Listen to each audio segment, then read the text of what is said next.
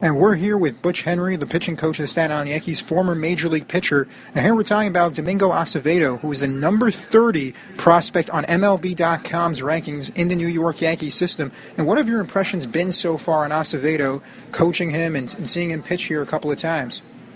Well, in the short sample that I've had, he's had some ups and downs with the blister on the finger, but the short sample that I've had, he's been impressive. He's worked real hard on repeating a sound delivery, and he's done a real good job of accomplishing that, and it shows in his outings. He's able to command his fastball, and he's working on his slider and starting to get a good feel for that as well. And he's got a major league changeup as we speak, so he's starting to develop into that prospect that we see.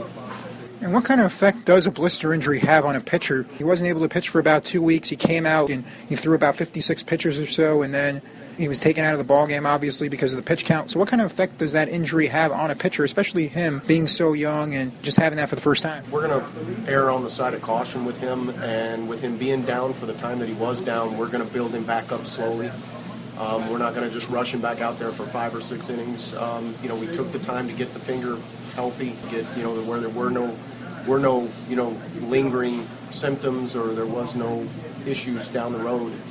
And he's there now, so we're just taking it slow and steady and building him back up, and he'll be back out there for a while here pretty quick. Jose Rosado is working on him, the pitching coordinator down the Gulf Coast, on his slider. What do you think of his slider so far? He mentioned about how the changeup's a major league pitch, and the fastball we know has elite speed. So what do you think of his slider so far? Well, it's what we've done is we've got him getting over the top a little more. Since he got here, we're not as worried about velocity as we are good tilt and spin. And he's shown the propensity to throw it for a strike. He has maintained that feel of it since he was able to throw it, and it's coming along very nicely. We talked about the pitch count and that he was on and the injuries that he's had. Do you envision him being a starter in the long term, or out of the bullpen as maybe a setup man or a closer? I envision him as a starter for the Staten Island Yankees in 2015.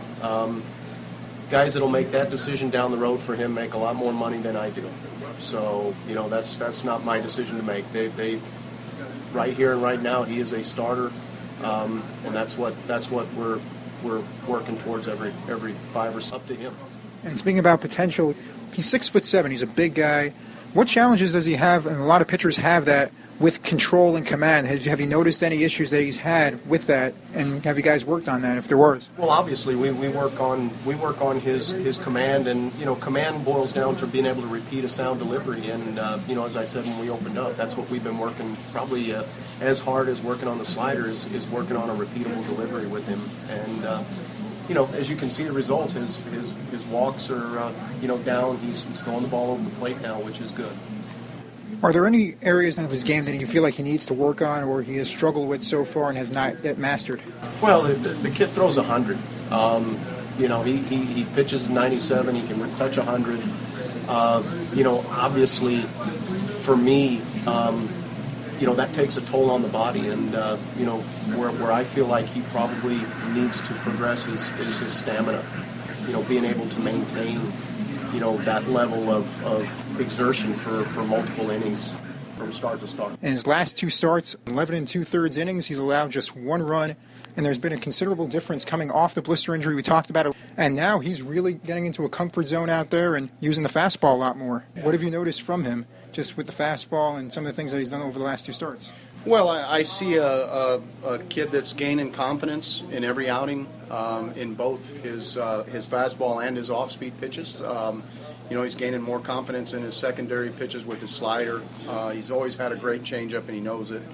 But that slider's the one that he's continued to develop, and we are trying to develop. But he is maintaining that work. But I just see a lot more confidence in his mound presence and the way he attacks hitters.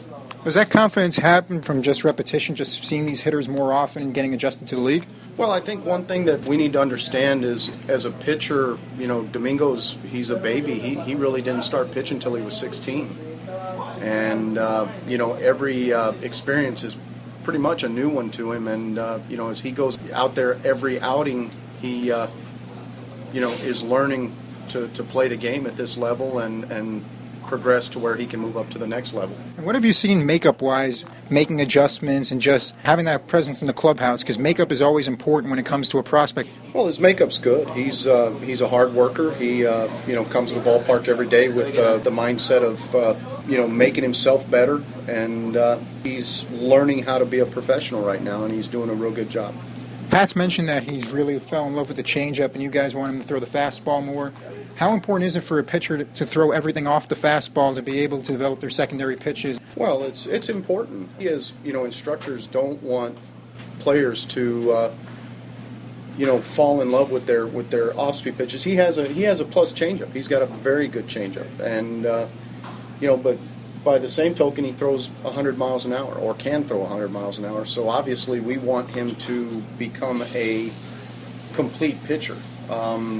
There's no reason why he can't throw the fastball, and there's no reason why he shouldn't throw the fastball. So we're gonna make sure and see to it that he does throw the fastball.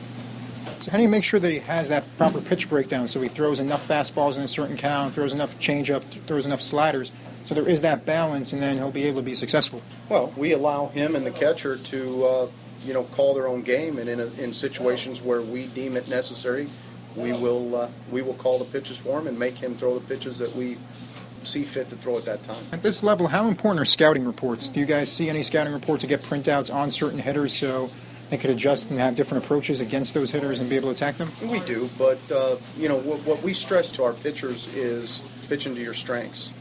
We're not going to allow a hitter's strengths to determine how we pitch to these guys. We're going to pitch to our strengths and make the hitters beat us.